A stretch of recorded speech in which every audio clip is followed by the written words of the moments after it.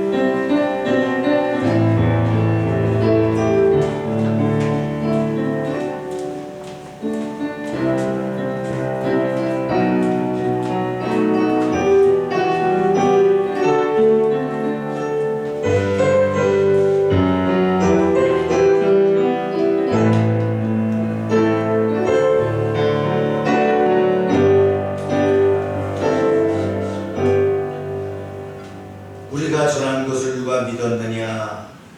여호와의 발이 누구에게 나타났느냐? 그는 주 앞에서 자라나기를 연한 순 같고 마른 땅에서 나온 뿌리 같아서 고운 모양도 없고 풍채도 없은즉 우리가 보기에 흠모할 만한 아름다운 것이 없도다. 그는 멸시를 받아 사람들에게 버림을 받았으며 강고를 많이 겪었으며 질고를 아는 바라. 그는 실로 우리의 질고를 지고 우리의 슬픔을 당하였거늘 우리는 생각하기를 그는 징벌을 받아 하나님께 맞으며 고난을 당한다 하였노라. 그가 찔림은 우리의 허물 때문이요 그가 상함은 우리의 죄악 때문이라. 그가 징계를 받음으로 우리는 평화를 누리고 그가 채찍에 맞음으로 우리는 나음을 받았도다. 우리는 다 양 같아서 그릇 행하여 각기 제 길로 갔거늘 여호와께서는 우리 모두의 죄악을 그에게 담당시켰도다. 아멘. 찬양받기에 합당하신 여호와 하나님, 예수님의 십자가 대속의 공로로 거듭나게 하시고 부활의 소망을 가지고 살아가게 하심을 감사합니다. 오늘 거룩한 주일을 맞이하여 주님 앞에 나아갑니다. 하늘 문을 열어주시고 이 예배를 받아 주시옵소서. 열방교회 지체들이 소망을 가지고 주님께서 허락하신 은사대로 사역을 감당하며 거룩하고 주인의 쓰심에 합당하며 모든 선한 일에 예비된 일꾼이 되게 하여 주시옵소서. 이 시간 저희가 진정과 신령으로 입을 모아 찬송하게 하시고 생명의 폭포수 같은 하나님의 말씀으로 은혜를 체험하며 헌신을 결단하고 돌아가는 귀한 시간이 되게 역사하여 주시옵소서. 이제 다시금 코로나 바이러스로 인해서 2주간의 사회적 거리두기가 연장된 그런 상황입니다. 여러 가지 삶의 제한적인 요소가 많지만 우리가 늘 주님을 생각하며 감사하며 믿음 안에서 견실한 삶으로 승리하게 하여 주시옵소서. 예배의 처음부터 끝까지 주님께서 주관하시고 홀로 영광 받으시기를 원하오며 예수님의 이름으로 기원하옵나이다. 아멘.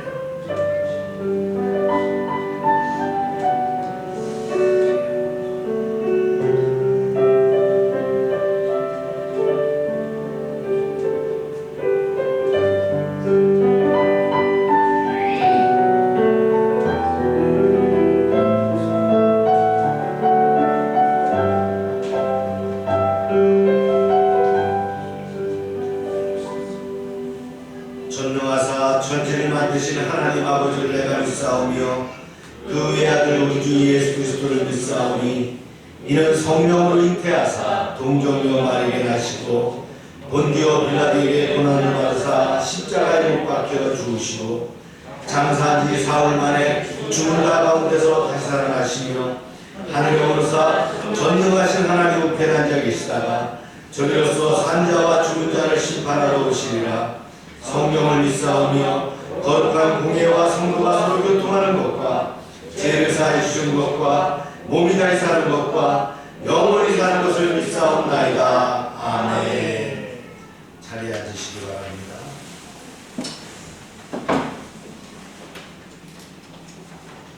네, 142장 찬송합니다.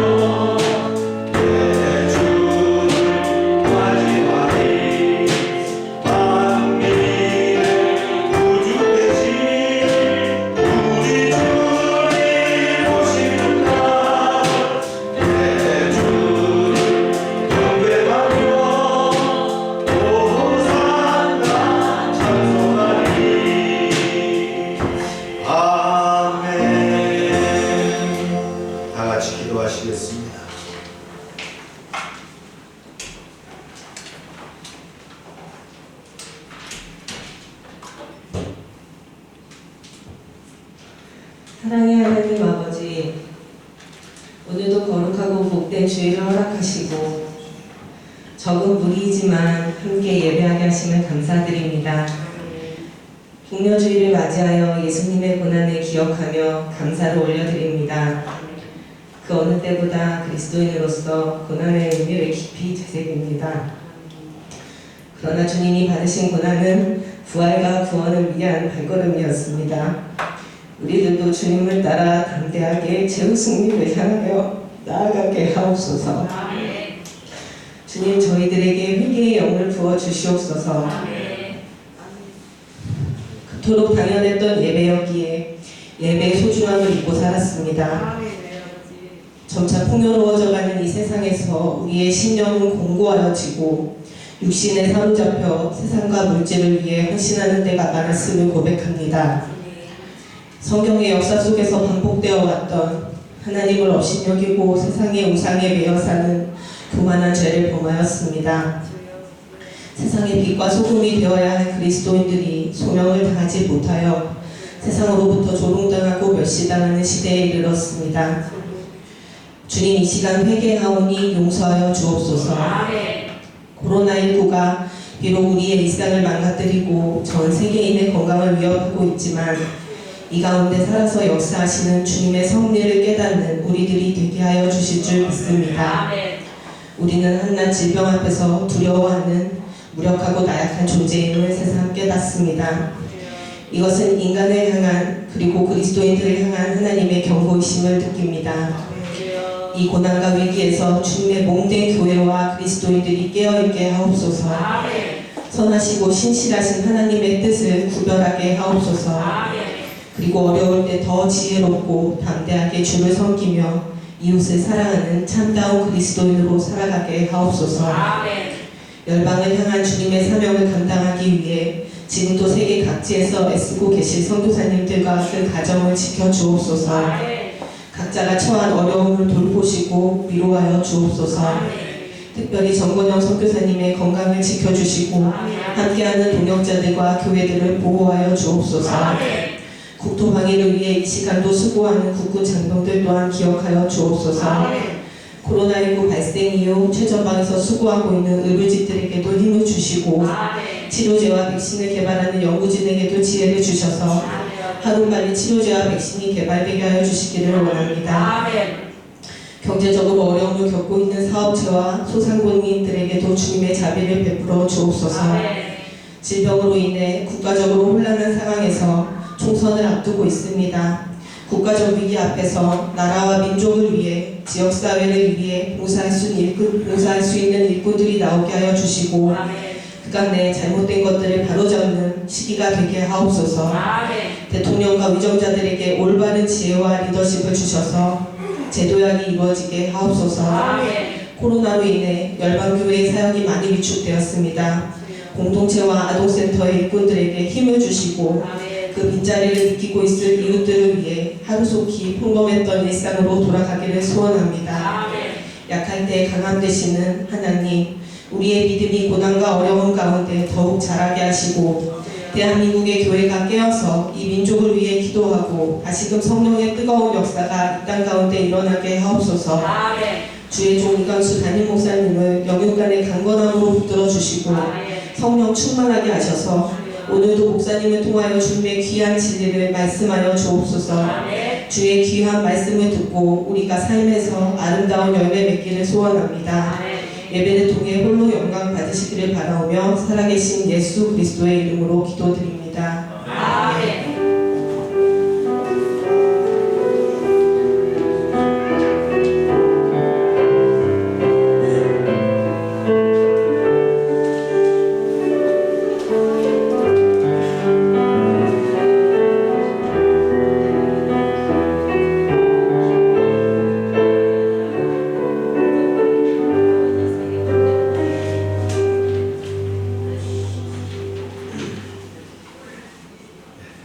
시간입니다. 오늘은 종려주일입니다. 그래서 원래 주의 반찬이 예비되어 있는데 다 생략됩니다. 다음 부활주일 역시 마찬가지. 참 은혜 주일인데 우리가 코비드 때문에 모든 것들이 제한되고 있는 그런 입장입니다. 여러분들 이럴 때일수록 또 믿음 잃지 않고 또 기도하며 깨어 있으시길 바랍니다. 아멘. 네, 성경 통독, 큐티 열심히 참여해 주시고, 이럴 때일수록 우리에게 힘을 줄 수 있는 요소들이 큐티와 말씀 봉독하는 겁니다. 성경 통독인데 늘 잘 지켜주시고요. 고난주간 기도에 모이지 않습니다. 개인적으로 큐티를 가지고 기도해 주시기 바랍니다.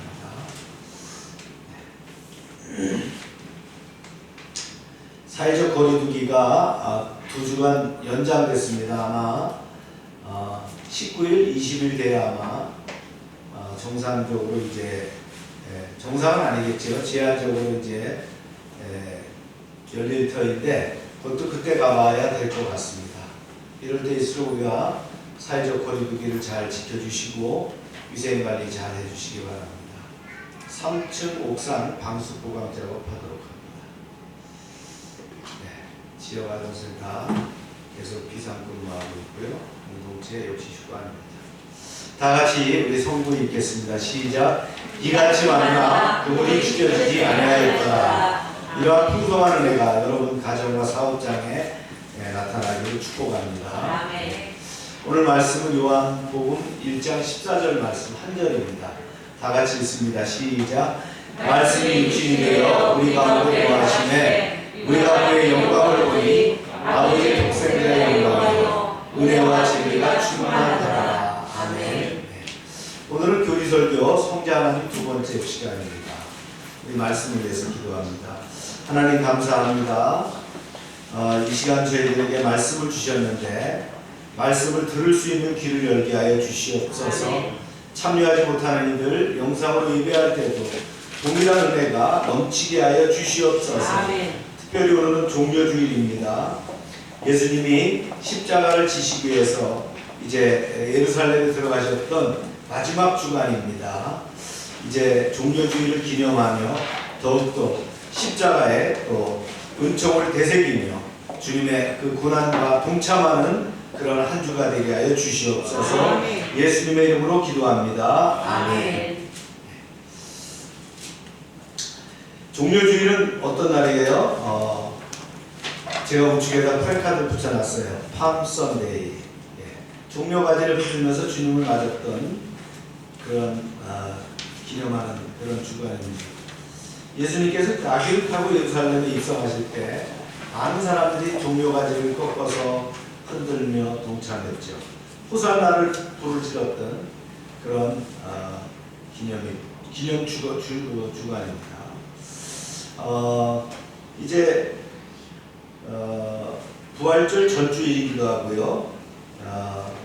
다음 이제 내일부터는 이제 고난주간 한 주간 이제 교회 절기로 이렇게 진행이 됩니다.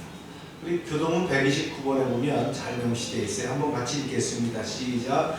시온에 따라 함께 기뻐할지어다. 예루살렘에 따라 즐거이 부를지어다. 보라 내 왕이 네게 임하시나니 그는 공의로우시며 공의를 베푸시며 겸손하여서 나귀를 가지나니 나귀의 작은 것 곧 나귀 새끼니라. 내가 예루살렘의 경고와 예루살렘의 말을 듣겠고 전쟁하는 활도 끊으리니 그가 이방 사람들에게 화평을 전할 것이요 그의 통치는 바다에서 바다에까지 이르고 이르라의 강에서 땅끝까지 이르리라. 앞에서 가고 뒤에서 따르는 누이가 소리를 높여가되 호산나 다윗의 자손이여 찬송하리로다. 주의 이름으로 오시는 이여 가장 높은 곳에서 호산나 하더라. 할렐루야. 우리가 이제 교리설교로 지난 주간에 구약 성경에 나타난 예수님에 대해서 우리가 알아봤고요. 그리스도의 나타나심의 약속과 예언들을 우리가 배웠습니다. 또 예수님의 이름에 담겨있는 그런 영원한 존재의 의미를 우리가 되새겼고요. 이제 오늘은 절기주일인데 맞춰서 이제 성자 하나님 두 번째 시간을 진행합니다. 즉 성육신, 즉 하나님께서 육체로 나타나신 인카네이션이죠. 이어서 동정녀에 의한 탄생, 예수님의 본성, 십자가의 죽음 순으로 이렇게 진행을 합니다. 아마 이것이 신학적 내용으로 따져도 방대한 분량입니다. 어쩌면 그 챕터 하나하나가 상당한 시간이 소요되는데 좀 압축을 해서 이렇게 진행하도록 하고요. 제가 주보 요약지 내용을 밴드에 올려놨어요. 여러분들도 참고하시고 주보를 봐주시길 바라고, 제 블로그 열방지킴이에 오면 설교 전문이 있습니다. 그래서 참고를 하시면 좋겠습니다. 아마 여러분들이 지난주와 이번주 다음주에 연결되는 성자 하나님의 이야기는 여러분 평생의 신앙생활하는 동안에 들었던 그 기독론에 대한, 그리스도에 대한 모든 양이 다 들어있다라고 봐도 과언이 아닙니다. 제가 이제 이 시간을 거쳐서 이제 정리를 했는데, 시간이 된다면 좀 확장시켜서 이 내용들을 좀 책으로 엮었으면 하는 그런 생각을 가집니다. 조금 어렵기도 하지만 여러분들이 다 아는 내용이기도 합니다.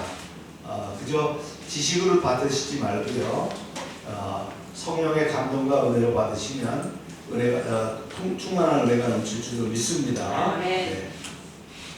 먼저 성육신의 실제입니다. 성육신의 실제, 그 의미가 무엇이냐? 성경은 이렇게 얘기하고 있어요. 한번 다시 읽어볼게요. 시작. 말씀이 육신이 되어 우리 가운데 거하심에 우리가 그 영광을 보니 아버지 독생자의 영광이요 은혜와 진리가 충만하더라. 성육신, 영어로 얘기하면 인카네이션입니다. 하나님이 사람이 되신 것이다. 곧 무한한 존재이신 하나님이 유한한 존재, 사람이 되셨다는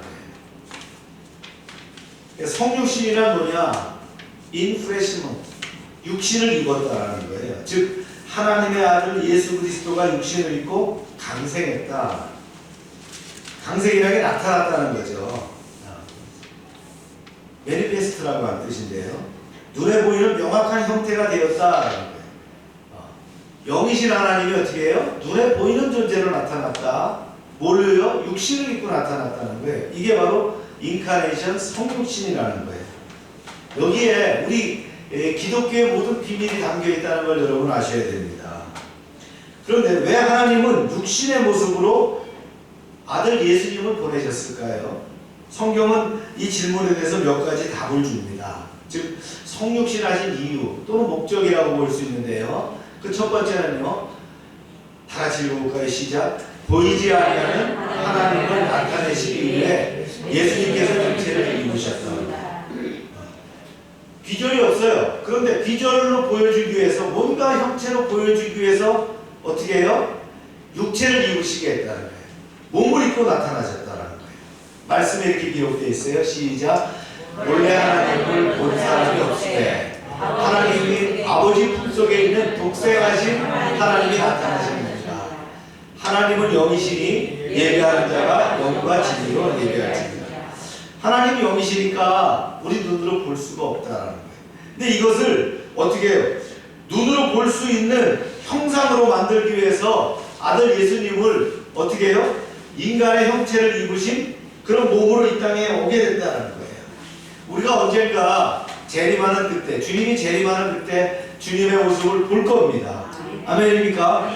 2000년 전에 그 모습으로 오시게 했다라는 거예요. 예수님은 하나님 아버지를 보여달라고 이제 하는 빌립에게 이렇게 얘기를 해요. 내가 이렇게 오래 너희와 함께 있었는데 내가 나를 알지 못하느냐? 나를 본 자는 누구를 봤다고요? 하나님을 봤다라는 거예요. 하나님 못 봤습니다라고 하지 말라는 거예요. 나를 본 자는 누굴 봤다고요? 하나님을 봤다, 이렇게 얘기해요. 이것이 바로 성육신의 사건입니다. 보이지 않는 하나님을 예수님의 육체를 입고 보내셔서 하나님을 보게 한 사건. 할렐루야. 우리는 다시 그 예수님을 볼 줄로 확신합니다. 언제요? 재림주로 오실 때에, 우리가 영원한 하늘나라에 들어갈 때에 분명히 주님의 모습을 볼 것입니다. 두 번째는요, 하나님의 언약을 성취하기 위해서 예수님을 육신에 입고 오시게 했다는 거예요. 성경의 많은 부분에 메시아 오심에 대해서 언약이 반복적으로 나타납니다. 그런데 그것이 누구냐? 오직 한 사람을 가리켰다는 거예요. 말씀에 이렇게 얘기했어요. 시작. 이 약속들은 이 약속들은 아브라함과 그의 자손에 말씀하신 것인데 너를 가리켜 그 자손들이라 하지 아니하시고 오직 한 사람을 가리켜 내 자손이라 했으니 곧 그리스도라. 언약을 성취하기 위해서 오셨다. 세 번째는요, 그 이유가 뭐냐? 우리의 죄에 대한 희생물이 되기 위해서 성육신이 반드시 필요했다라는 거예요. 말씀 한번 보겠어요. 시작. 이 뜻을 따라 예수 그리스도의 몸을 단번에 드림으로 말미암아 우리가 거룩함을 얻었노라. 또 그가 우리 죄를 없애려고 나타나신 것을 너희가 아니 그에게를 제가 얻으리라. 예수님의 성육신의 목적 중 중요한 대목이죠. 구약에 보면 성전에서 뭘 드렸어요? 제사를 지내는데 제사를 지낼 때 짐승을 잡게 됩니다. 그런데요, 이 짐승의 제사는 단 한 번의 기록밖에 없어요. 그래서 제사장들은 하루도 쉬지 않고 자신과 백성들을 위해서 짐승을 잡아서 제사를 지냈어요. 아멘입니까? 그러나 예수님은 자신을 제물로 한 번의 제사로 우리의 죄를 영원히 해결해 주셨다는 거예요. 아멘입니까? 이렇게 제물이 되신 예수님은 원래 어떤 분이에요? 죄가 없으신 분이라는 거예요.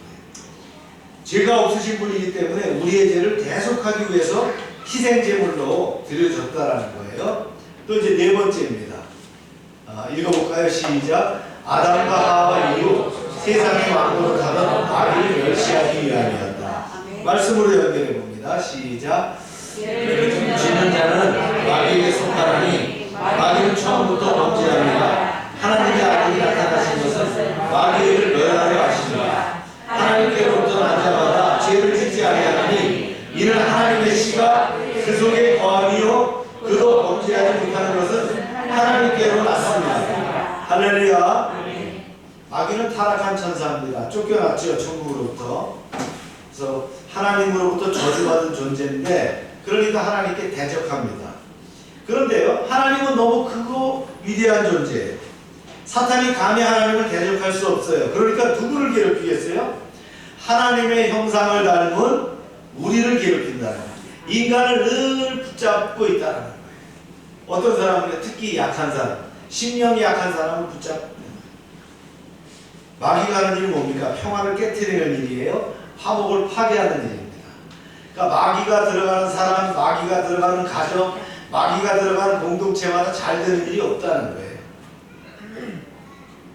이 사탄 마귀의 관계를 한 방에 멸하신 것이 뭐예요? 바로 인카네이션이었다.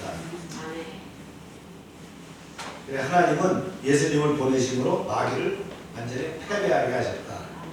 할렐루야. 예수님의 성육신, 하나님의 아들의 성육신은 부정할 수 없는 신비한 사건이다. 이 놀라운 신비의 사건. 우리가 영원히 진리로 받아들여야 할 오묘한 주제가 바로 뭐예요? 인카네이션이다. 그래서 사도 바울은 이 성육신에 대해서 뭐라고 했느냐? 크도다 경건의 비밀이요 그렇지 않다 하니까 없도다 그는 육신으로 나타나신 바 되시고. 할렐루야. 사실 이 신비한 이 인카네이션의 사건, 이거는 단순히 육신으로 입고 오셨다라는 걸 끝나는 것이 아니라는 거예요. 성경에 기록되어 있는 모든 구속의 역사, 모든 하나님의 경륜이 여기에 다 녹아져 있다는 걸 우리는 기억해야 됩니다. 만약 성육신의 신비가 없다면 어떻게 되었을까? 그렇다면 기독교는 신화적인 종교에 불과하다는 거예요. 우리의 구원은 아무것도 아니라는 거예요. 그저 일반 종교처럼 도나 닦는 거, 그죠? 우리가 착한 일 하면 된다는 거, 이 정도 수준에 머물고 있다는 거예요. 이거를 증명한 사건이 뭐예요? 성육신의 사건이에요. 인류는 이걸 기억합니다. 이 엄청난 사건을 기억하기 때문에 어떻게 합니까? 온 지구가 말이죠, 크리스마스라고 휴일을 만들어서 즐기게 되는 거예요. 근데 이것이 뭔지도 모르고 많은 사람들이 휴일로 알고 있다라는 거예요. 그것이 뭐예요? 인카네이션의 사건이었다는 거예요. 그날을 기념하는 거라는 거예요. 아멘입니까? 우리가 쓰고 있는 그 서기 2020년이라는 자체가 서기가 어서부터 기준이에요. 주님이 탄생한 이유를 기념하는 거 아니에요. 할렐루야. 우리는 그런 시대에 살고 있어요. 우리가 누구를 기념하는 거예요? 주님이 나신 날로부터 2020년 됐다. 이렇게 기억하는 거예요. 물론 숫자적으로 딱 맞는 건 아니지만 우리가 그 기원을 쓴다는 것은 바로 우리 인류의 모든 근간이 뭐부터 되어 있다는 거예요. 예수 그리스도의 인카네이션의 사건. 네. 할렐루야. 이 사건에서 성육신의 사건으로부터 시작되고 있었다.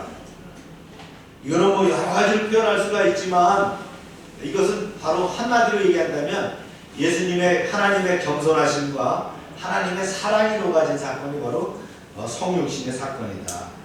우리는 이해할 수 없지만 하나님의 그 인카네이션을 이해할 수 없지만 그 겸손을 이해할 수 없지만 진짜 바다를 몽골 삼고 하늘을 두루마리 삼아도 표현할 수 없는 그런 하나님의 사랑이 거기에 녹아져 있다. 하나님께 감사의 영광을 돌립니다. 네. 자, 그 다음에 우리가 이제 다음 차터는요, 예수님의 동정녀 사건이에요. 동정녀 탄생. 네. 굉장히 참 중요하죠. 헬라 철학을 연구한 초대교회 신학자들 중에는 예수님이 인간보다는 훨씬 위대한 존재지만 하나님보다는 열등한 존재라고 주장하는 사람들이 많았어요. 이들이 강조하는 것은 뭐냐면요, 인간으로 오신 예수님에 대한 초점을 맞췄기 때문이에요. 처녀 마리아를 통해서 태어난 예수님은 선하고 의로운 인간이었는데 요단강에서 침례를 받을 때 성령이 그 위에 임했다고 했잖아요. 그러니까 예수님은 원래 인간으로 태어났지만 요단강에서 침례를 받으신 후에 신접함으로 해서 하나님의 아들이 됐다는 거예요. 이렇게 주장하는 것이 뭐예요? 2세기 말경에 도투스가 주장하는 그 양자론이에요. 양자설이라는 거. 이게 바로 이단들의 주장이었다는 거예요. 즉 어떻게 해요? 하나님은 출생할 때는 인간으로 태어났지만 침례받을 때 뭐가 됐다는 거예요? 네, 그때 하나님의 아들이 됐다. 이렇게 이게 이제 그 양자설이에요. 이와 같은 맥락으로 3세기와 이제 4세기에 들어가게 되면 아리우스와 같은 이단들이 나오게 됩니다. 아리우스는 어떻게 주장하냐면요, 예수님도 사람이나 천사들처럼 하나님의 피조물에 불과하다. 성자가 완전한 하나님은 아니고 영원하거나 전능하지도 않다. 이것이 이제 훗날에 이 아리우스 같은 주장을 받아들여서 이게 이제 성자 종속설이거든요. 이것을 받아들여서 교리화 삼은 것이 여호와의 증인들이에요. 그들의 핵심 교리가 됐죠. 그래서 성자 하나님이 성부 하나님보다 열등한 위치에 있으며 성부 하나님에 의해서 창조된 존재이자 성부 하나님께 전적으로 의존해야 되는 뭐예요? 종속되어 있는 성자 종속소를 주장하는 그런 일들도 있었다는 거예요. 이제 여기에 또 근거해서요, 19세기에 오면 독일에서는 이것이 뭘로 발전하냐면요, 자유주의 신학으로 발전합니다. 이들은 이렇게 주장합니다. 예수님은 하나님의 성육신한 게 아니고 그저 위대한 한 사람의 스승일 뿐이다. 성부 하나님께 순종하는 위대한 모범에 불과하다. 구원은 다만 우리가 그리스도의 모범을 따라 선한 일을 행하면서 얻어지는 것이다. 이렇게 주장합니다. 그리스도는 우리에게 도전을 주는 모범을 주시는 인물이라고 주장합니다. 그래서 아리우스주의를 승계한 자유주의 신학자들은 뭘 중심으로 해요? 도덕과 윤리를 중요시한다. 독일의 신학이 바로 그런 근간이에요. 뭐 제가 여기에 많은 이야기들이 있지만 시간이 없어서 다 이렇게 붙일 수가 없고요. 이렇게 인간 예술을 강조하는 신학자들이 주장하는 또 하나의 문제는 뭐냐면 이제 그 성자 그 가변설이라는 거예요. 이건 뭐냐면 성자도 타락할 수 있다는 거예요. 성자도 죄를 지을 수 있다는 거예요. 왜냐? 인간이기 때문에. 이런 신학을 기초로 해서 이제 나오는 이야기들이 뭐냐, 가십들이 뭐냐면 헐리우드에서 만든 그리스도 최후의 유혹이라는 그런 이야기. 그 예수님이 이제 사랑해서 아기도 낳았다, 뭐 이런 얘기입니다. 소설 다빈치 코드 이런 게 바로 그 허무맹랑한 작품들이 나왔는데 어디서 나왔다고요? 다 이런 것에서 나왔다. 동정녀 탄생, 인카네이션을 정확히 이해하지 못하기 때문이다. 1970년대에 우리나라에서는 또 어떤 일이 생겼냐면 민중신학이라는 것이 등장합니다.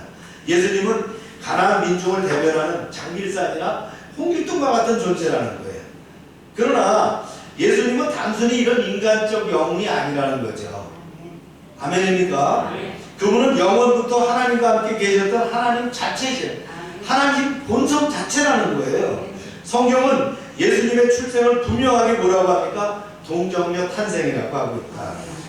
이게 동정녀 탄생이라는 게 뭐예요? 예수님의 탄생이 육신의 아버지 없이 성령의 능력으로 말미암아 마리아의 태에서 기적적으로 탄생되었다라는 교리. 이것이 바로 동정녀 탄생이라는 거예요. 이와 같은 그리스도 기적적 탄생은 예수님의 본성에 대해서 많은 것을 말해주는데요. 여자에게서 나타난 것은 뭡니까? 그가 참으로 인간이며 우리 중에 하나와 같이 됐다라는 거예요. 할렐루야. 이것이 어느 날 갑자기 나타난 사건이 아니라는 걸 우리가 기억합니다. 이미 창세기의 원복음이라는 것이 뭐예요? 창세기 3장에 나오는 여자의 후손이라는 게 있었잖아요. 그리고 750년 예수님 오시기 전에 이사야는 동정녀 탄생을 예언합니다. 그리고 이제 예수님이 올 때 됐을 때 마리아에게 어떻게 합니까? 가브리엘 천사가 나타나서 이제 예언을 전하죠. 그러니까 뭐라고 얘기해요? 나는 남자를 알지 못하니 어찌 이런 일이 있겠습니까?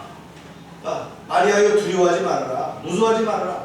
내가 하나님의 은혜를 입었느니라. 내가 잉태하여 아들을 낳으리니 그 이름을 예수로 하라. 그가 큰 자가 되고 지극히 높으신 하나님의 아들이라 일컬음이 이루어질 것이요 주 하나님께서 그 조상 다윗의 왕위를 그에게 주시리라. 할렐루야. 성경에 나왔던 것을 어떻게 합니까? 리피트하면서 다시 가브리엘이 말이죠 전하잖아요.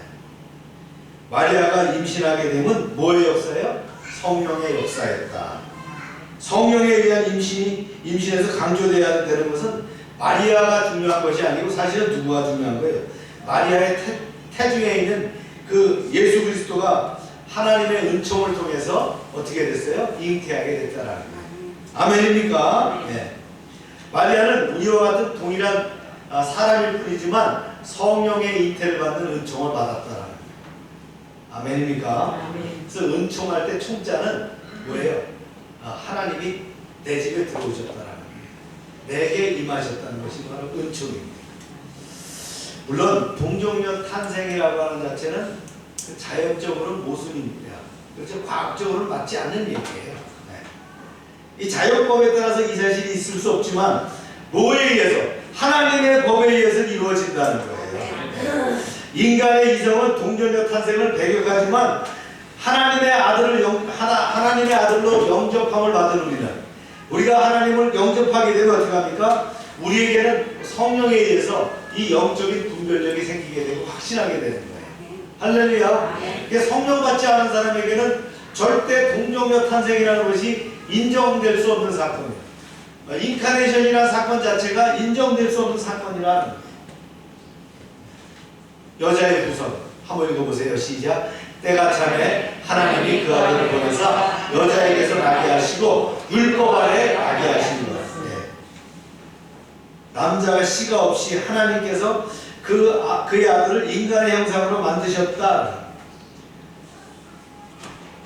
여러분 한번 보세요. 여자의 도움 없이 하나님께서 누구를 지었어요? 하와를 지으셨잖아요. 그 전에 또 어떻게 했어요? 남녀의 생식적인 기능이 없이 남자 아담을 만드셨어요. 네. 이런 하나님이시기 때문에 당연히 성령의 은총이 가능하다는 거예요. 아멘입니까? 네.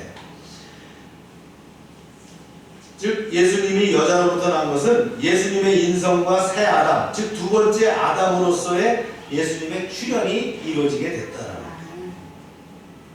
그래서 예수님이 육신의 아버지에게 나지 않았다는 사실은 뭐예요? 하나님의 아들로서 뭘 나타냅니까? 신성을 나타내는 것이다. 그래서 동정녀 탄생을 믿지 않는 자들은 대체로 어떻게 해요? 예수님이 하나님의 아들이라는 자체도 믿지 않게 된 거예요.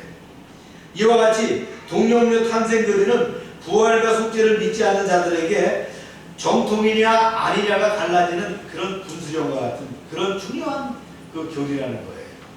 아멘입니까? 네. 자, 그 다음에 이제 우리가 또 중요한 예수님의 본성을 좀 나눠보도록 합니다. 예수님은 창세전부터 하나님과 함께 계셨고 만물이 그를 통해서 창조되었다고 우리가 배웠습니다. 예수님은 완전한 하나님이시며 완전한 뭐예요? 인간이셔요. 신약 성경에서 성자가 성부보다 못한 존재라고 오해할 수 있는 부분은 뭐예요? 성자 하나님인 예수님이 겸손하게 말씀하신 거예요. 아멘입니까? 그래서 그것 때문에 이렇게 얘기한다는 건 아니라는 거예요. 성자 하나님의 겸손한 표현일 뿐이라는 거예요. 첫 번째 그 예수님의 본성은 뭐예요? 신인이 되셨다는 거예요. 가드맨이 됐다는 거예요. 신성을 가지신 예수 그리스도께서는 뭘 또 겸비하시냐? 인성도 겸비하는 거예요. 모든 면에서 신성과 인성은 완전하다는 거예요. 어느 건 더하고 어느 건 덜한 게 아니라 신인이 됐다는 거예요. 그래서 그리스도는 신과 인간이 아니고 신인이라는 거예요. 아멘입니까? 아멘. 신과 인간이 합쳐진 것이 아니고 신인이 됐다는 거예요. 요한복음 1장 14절은 말씀이 한 인간이 되셨다라고 하지 않았어요. 말씀이 뭐가 됐다 그랬어요? 육신이 되었다라는 거예요. 할렐루야. 네. 또 이제 말씀을 한번 볼게요. 시작. 이로써 그 보배롭고 지극히 큰 약속 우리에게 주사 이 약속으로 말미암아 너희가 저녁 때문에 세상에 썩어질 것을 피하여 신성한 성품에 참여하는 자가 되게 하려 하셨느니라. 우리가 그분을 영접하게 되면, 예수님을 나의 구세주여 나의 왕으로 영접하게 되면 어떤 사건이 생겨요? 우리도 신성을 겸비한 자가 된다라는 거예요. 아멘입니까? 인성을 가진 우리가 어떻게 돼요? 뉴본, 중생함으로 다시 태어남으로 어떻게 되는 거예요? 신령한 성품, 이 성품을 우리가 받아들이게 된다. 할렐루야. 이게 바로 이제 주님의 신인이 되셨다는 거고요. 두 번째 이제 우리가 잘 아는 인성입니다. 인성은 예수님 뭐를 갖고 태어나셨어요? 몸을 갖고 태어나셨죠. 그죠? 그 다음에 예수님에게도 혼이 있었다 그랬고요. 예수님에게 영이 있었어요.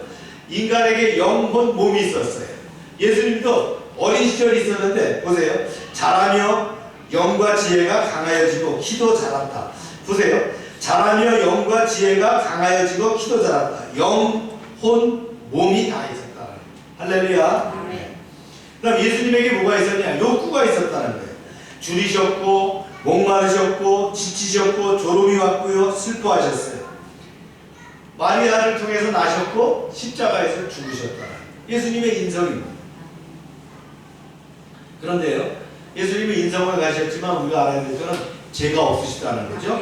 시작. 하나님이 죄를 하지 못하신 이를 우리를 대신하여 죄를 삼으신 것은 우리로 하여금 그 안에서 하나님의 의가 되게 하려 하십니다. 할렐루야.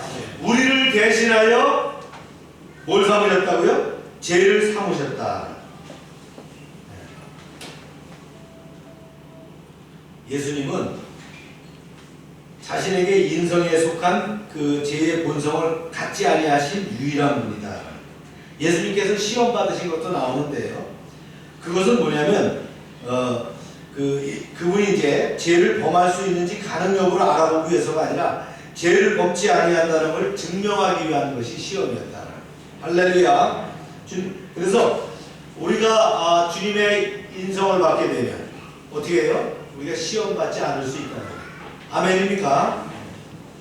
그 다음에 이제 계속 볼까요? 세 번째 신성입니다. 예수님의 신성. 예수님 출생 자체가 뭐예요? 신성이라는 거예요. 인카네이션과 그 다음에 동정녀 탄생 자체가 뭐예요? 신성이라는 거예요. 이제 여기서 이제 그분의 사역을 통해서 신성을 살펴보면 예수님은 성부 하나님과 동등한 분이시고요. 예수님의 신성과 인성은 바울을 이렇게 이제 설명을 하고 있는데요. 한번 볼까요? 시작. 그의 근본 하나님의 본체시나 하나님과 동등됨을 취할 것으로 여기지 아니하시고 오히려 자기를 비워 종의 형체를 가지사 하나님과 같이 되셨고 사람의 모양으로 나타나사 자기를 낮추시고 죽기까지 복종하셨으니 곧 십자가에 죽으십니다. 예수님은 자신을 비워 신같이 되었나요? 아니요. 자신을 비워서 우리와 같이 되셨다는 거예요. 그래서 이 부분 때문에 이제 잘못 해석하는 사람들이 성자 종속설과 연결하려고 하는데, 그러나 여기서 예수님이 비우신 것은 잠시 내려놓으신 것이다. 즉 하나님의 외형, 그 포장, 이것을 영광의 모습인데 이것을 어떻게 하는 거예요? 성육신하셨다는 것은 이미 하나님이신 그분의 본질의 인성이 덧입혀졌다는 거예요. 그러므로 이 땅에 오신 예수 그리스도는 인간이 되셨지만 하나님의 성품과 능력은 그대로 갖고 계셨다. 이 신성을 소유한 내용들이 성경에 나오는 거 이런 것들이에요. 영원토록 동일하시다, 만물을 창조하심, 그 다음에 죽은 자를 살리시며 만물을 보존하시고. 할렐루야.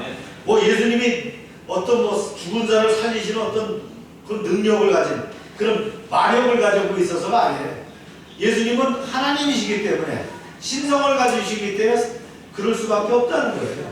그래 문둥병자를 고치시는 거예요. 아멘입니까? 질병을 치료하시는 이런 것들이 무슨 대단한 능력을 받아서가 아니라는 거예요.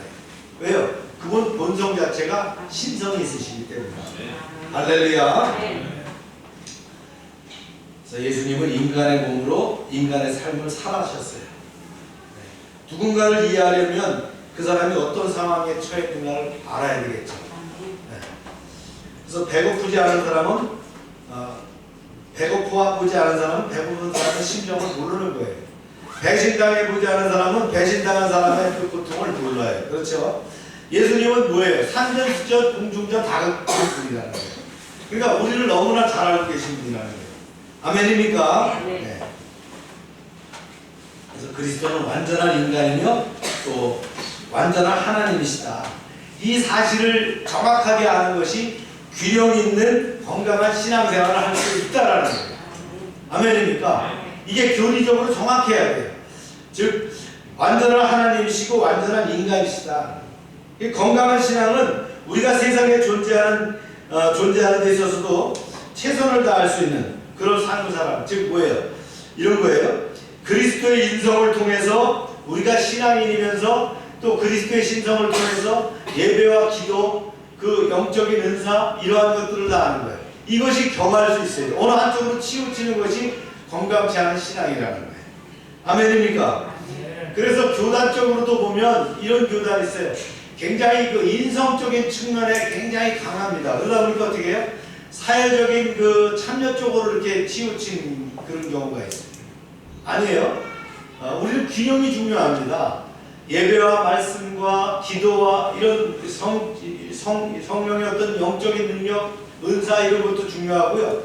사회적인 참여도 중요하다는 양쪽의 그 균형을 잘 유지할 수 있어야 돼요. 이것이 어디서 나와요? 예수님의 인성과 신성.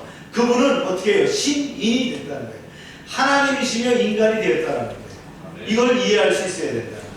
아멘입니까? 그래서 예수님의 성육신, 그 다음에 동정녀 탄생을 믿는 것은 이건 뭐예요? 사역의 예배와 사역의 균형이 잡히는 가장 중요한 근간이 된다. 우리 오늘은 여기까지만 이렇게 좀 나눠봅니다. 이제 오늘 제일 중요한 그리스도의 십자가의 죽으심이에요. 빌립보서 2장 2절을 봅니다. 시작. 사람의 모양으로 나타나사 자기를 낮추시고 죽기까지 복종하셨으니 곧 십자가에 죽으십니다. 인간은 자기 수준 이상으로 살고 싶어 합니다. 또 자기 수준 이상의 대접을 받고 싶어 합니다. 가능한 한 밑으로 내려가는 걸 좋아하는 사람 없어요. 그런데 예수님은 어디까지 내려갔어요? 더 내려갈 수 없는 데까지 내려갔다는 거예요. 당시 로마의 사형법 중에 가장 심한 사형이 뭐냐? 십자가형이에요. 이건 아주 잔혹한 형벌입니다. 제수의 옷을 발가벗기고 죽도록 때리고 두 손을 발에 묶어서 못을 박습니다. 그 다음에 나무에 매달아서 떼 끝에 놔둡니다. 피가 마르고 숨이 막히는 고통을 당하고 천천히 죽어갑니다. 이 고통이 얼마나 심했던지 십자가에서 죽은 사람은 1000번 죽는 것이다. 이런 표현이 있어요. 세네가는 그렇게 얘기했어요. 로마인은 절대 십자가형을 해서는 안 되겠다. 그만큼 그 고통받는 건 십자가형이에요. 그런데 이 십자가를 지신 주님의 이유가 뭐냐? 이겁니다. 십자가의 죽으심으로 예수님은 이건 자발적 선택으로 이루어졌다.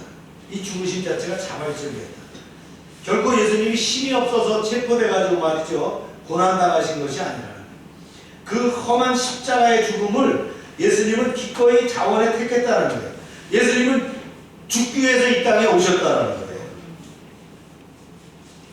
요한복음 17장에 예수님은 우리를 위해서 기도하십니다. 그 내용에 보면 자원하는 내용이 나와요. 예수님의 죽으심은 자유의사에 의한 것이었다. 한번 보세요. 시작. 내가 내 목숨을 버리는 것은 그것을 내가 다시 얻기 위함이니 이로 말미암아 아버지께서 나를 사랑하시느니라. 이를 내게서 빼앗는 자가 있는 것이 아니라 내가 스스로 버렸노라. 나를 버릴 권세도 있고 다시 얻을 권세도 있으니 이 계명은 내 아버지에게 받았노라 하시니라. 예수님은 하늘과 땅의 모든 권세를 가진 분이에요. 스스로 자기를 지키시기를 그러나 포기하셨다. 그리고 무기력한 자처럼 십자가에 죽으셨어요. 십자가에서 죽음은 성육신과 더불어 하나님이 하나님으로서 당연히 누려야 할 모든 권리와 특권을 포기하신 중요한 사건이라는 거예요. 왜 포기하셨어요? 바로 이겁니다. 두 번째 이유예요. 시작. 성경대로 우리 죄를 위해서 죽으셨다는 거예요. 예수님이 로마가 식민지 통치하던 그 시대에 갑자기 딱 나타나서 기득권자인 사내들의 미움을 받아갖고 빌라도 총독에게 십자가형을 받고 죽었다? 아니에요. 이미 창세전부터 하나님의 언약하신 것이 구약을 통해서 예언됐던 것이 선지자들에서 예언되었던 것이 이루어진 사건이에요. 이것이 뭐냐? 이것이 바로 이거라는 거예요. 내가 받은 것을 먼저 너희에게 전하노니 이는 성경대로 그리스도께서 우리 죄를 위하여 죽으셨다는 거예요. 할렐루야. 그래서 예수님의 이 죽으심에 대한 많은 것들을 설명합니다. 어떻게 설명하고 있어요? 예수님은 우리의 유월절 양이 됐다는 거예요. 유월절 양은 어떻게 했어요? 이스라엘 백성들이 애굽을 탈출하기 전날 양을 잡아가지고 인방과 문선주에 바르고 그 고기를 말이죠 먹었어요. 그죠? 쓴나물과 함께 먹었다 그랬잖아요. 네. 이 양이었다는 거예요. 근데 예수님이 십자가에 죽으시는 그 딱 타이밍이 어떻게 했어요? 바로 유월절 양을 잡던 시간에 죽으셨다는 거예요. 할렐루야. 이게 절묘하게 맞추신 하나님의 사건, 우리에게 계시 드러내보신 거예요. 바로 유월절 어린 양이 되셨다는 거예요. 그리고 하나님과 우리를 화목하게 하기 위한 리콘실레이션, 화목 제물이 되었다는 거예요. 우리를 위한 제물이 되므로 우리의 모든 피, 진홍같이 붉은 죄를 양털같이 시게 하는 제물이 되셨다는 거예요. 이 세크리파이스가 됐다는 거예요. 이외에 다른 이제 구절들이 나와요. 메디테이터라고 하는 중보자가 나오는데 중보자라고 하는 건 바로 대속물입니다. 대속물. 랜섬이란 대속물. 대신 죽었다는 거예요. 값을 치렀다는 거예요. 그 다음에 속량이라는 건 글자 그대로 리디푸션은요. 값을 지불해서 해방시키는 거예요. 노예를 해방하는 게 리디푸션이에요. 그 다음에 의롭다 하심을 입었다. 저스티피케이션. 마치 내가 결코 죄를 범하지 않았던 자처럼이라는 뜻인데요. 죄인이 된 우리는 어떻게 해요? 의로운 자가 되도록 하셨던 거예요. 뭘로요? 그 피로, 그 피값으로 말이죠. 할렐루야. 십자가에서 예수님이 죽으신 것은 우리를 향하신 하나님의 사랑의 극치라는 것을 깨달으시길 바랍니다. 서로 사랑하는 사람이 사랑을 확인할 때 얘기합니다. 자기가 나를 사랑한다면 날 위해 뭘 해줄 수 있겠어? 그 사랑을 입증하기 위해서는 최선의 것을 내놓을 수 있는 각오가 있어야 되겠죠? 그런데 하나님은 각오 정도가 아니라 실제로 이렇게 하셨다는 거예요. 내가 너를 이 정도로 사랑한다 하면서 십자가에 못 박혀 죽으셨다는 거예요. 만약 우리가 어떤 물건을 돈 주고 산다. 이걸 1,000원 주고 샀다면 이건 1,000원짜리라고 하죠. 그렇죠? 근데 하나님이 자기 아들 예수님을 말이죠. 십자가에서 죽으셔서 그 생명의 값을 주셔서 우리를 살리셨다면 예수님 짜리가 될 수 있을 거예요. 십자가는 우리를 향한 하나님의 사랑이 얼마나 큰지를 말해주는 그런 표지석이 되는 거예요. 아멘입니까? 우리는 아무것도 아닌 너무나도 악하고 추악한 존재인데 하나님의 지극한 사랑을 받음으로 어떻게 됐어요? 생명을 얻게 되었다. 이걸 어떻게 말해요? 중생했다고 한다. 거듭났다고 하는 거예요. 그래서 본어게인 했다고 하는 거예요. 아멘입니까? 이 새로운 생명을 주신 하나님께 영광을 돌립니다. 네. 그 세 번째 또 이유가 있어요. 그래서 십자가는 예수님의 자리죠. 세 번째 이유가 있는데요.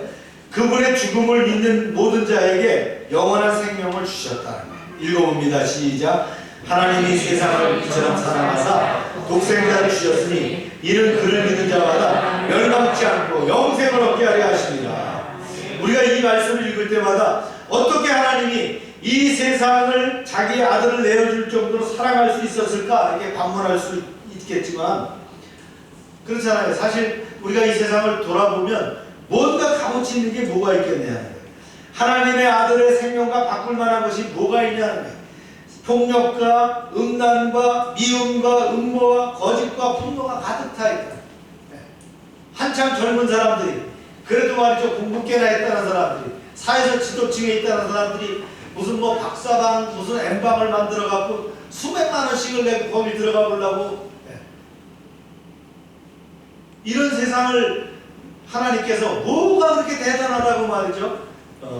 하나님의 아들 독생성자를 보내셔서 죽게 하시느냐 이거예요. 우리가 귀중한 존재라서 하나님이 우리를 사랑하신 것이 아닙니다. 하나님이 우리를 사랑하셨기 때문에 우리가 귀중한 존재가 됐다는 것을 우리가 알아야 됩니다. 하나님은 우리에게 목숨보다 진한 사랑을 주셨어요. 우리를 살리기 위해서 이 땅에 오셨고요. 이 땅에 오셔서 우리 때문에 죽으셨다는 거예요.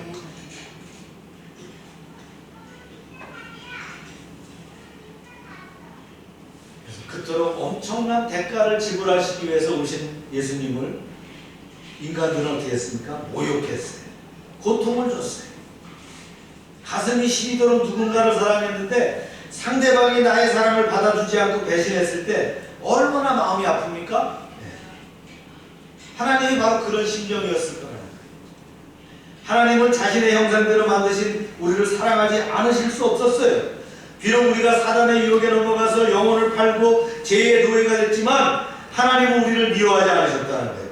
팔을 걷어붙이고 다시 우리를 살리려고 역사 속으로 뛰어드셨어요. 그리고 십자가에 자신의 목숨을 던지셨다는 거예요. 성경은 이렇게 말합니다. 우리가 아직 연약할 때에 기약대로 그리스도께서 경건하지 않은 자를 위하여 죽으셨도다. 우리가 아직 죄인 되었을 때에 그리스도께서 우리를 위하여 죽으심으로 하나님께서 우리에 대한 자기의 사랑을 확증하셨느니라. 정의와 사랑을 만족시키는 유일한 방법이 뭐냐? 바로 십자가에서 죽음의 주심이라는 거예요.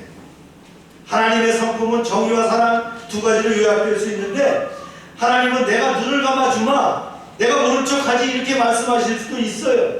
그러나 하나님은 그 정의에 위배되잖아요. 그러니까 한편 또 하나님이 이렇게 할 수 있어요. 죄를 지었으니까 네가 죄값을 치러 이렇게 할 수도 있었을 거예요. 그러나 하나님의 사랑의 방법이 위배되니까 어떻게 되죠? 하나님의 정의와 사랑을 동시에 만족시킬 수 있는 방법.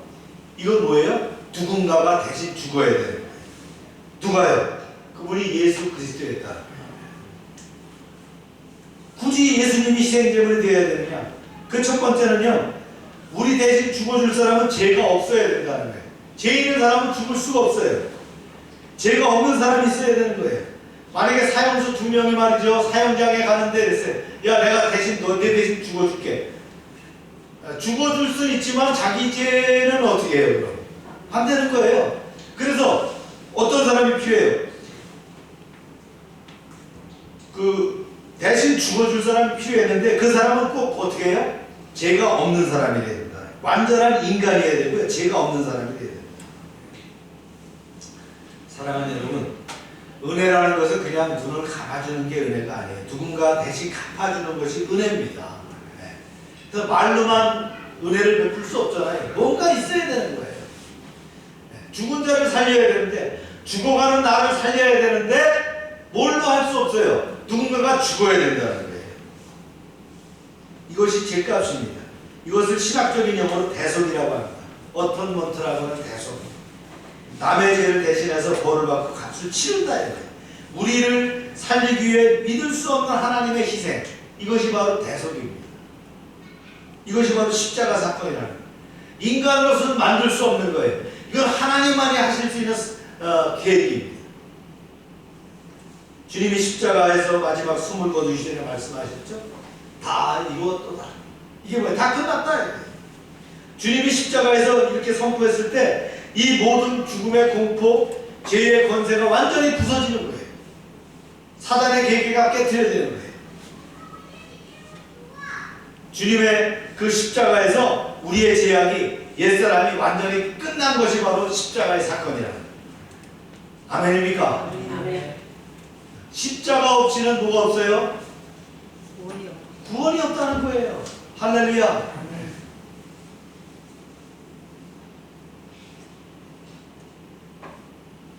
바울은 그래서 이렇게 고백했어요. 그런즉 누구든지 그리스도 안에 있으면 새로운 피조물이라. 이전 것은 지났으니 보라 새 것이 되었도다. 갈보리 산 위에서 보여주신 예수님의 사랑을 진실로 깨달았을 때 우리의 심령이 새롭게 될 줄로 믿습니다. 십자가가 멀리 있을 때는 자신이 커 보입니다. 십자가에 더 가까이 갈수록 자기 자신이 얼마나 작아지는지 모릅니다.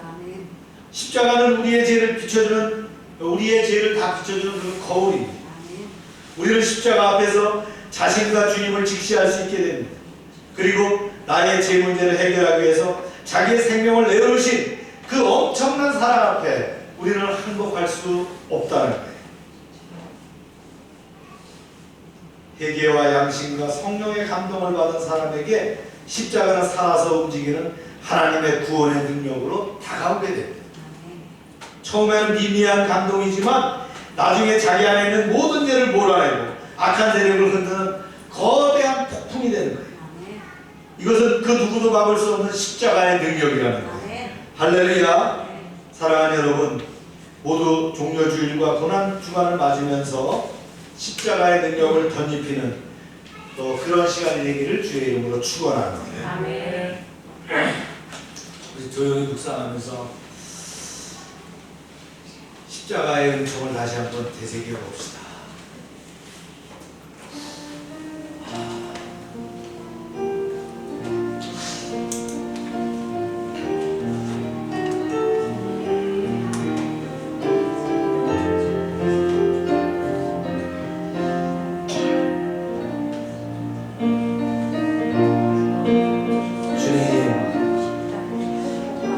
성육신의 의미를 되새기게 하심을 감사합니다.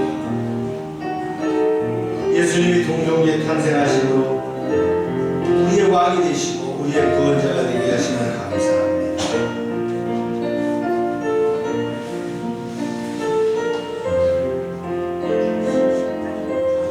십자가의 죽으심은 예수님의 자발적인 선택이었습니다. 그 선택은 바로 성경대로 우리를 위해 죽으시기 위해 하십니다. 주님의 그 십자가의 죽으심은 바로 우리의 생명을 구하기 위함이 되어 있습니다. 코로나 바이러스로 인해 가지고 여러 가지 제한받는 삶이 불편하지만 2020년 또 종려주일과 또 고난주간을 맞으면서 우리가 믿음 안에 다시 한번 견실하게 다짐하고 회개하는 그런 시간이 되게 하여 주시옵소서. 이제 하나님 제한된 시간이지만 이럴 때일수록 우리가 오히려 말씀과 기도 가운데 더 나아갈 수 있는 우리의 신앙을 다지게 하여 주시옵소서. 그래야 코로나 바이러스가 이제 끝나고 나서는, 이 역병의 제한이 끝나고 나서는 더 왕성하게 불일 일어나는 그런 열방이 되게 하여 주시옵소서. 예수님의 이름으로 기도합니다. 아멘. 다 같이 일어나셔서 우리 찬송 151장 찬송합니다.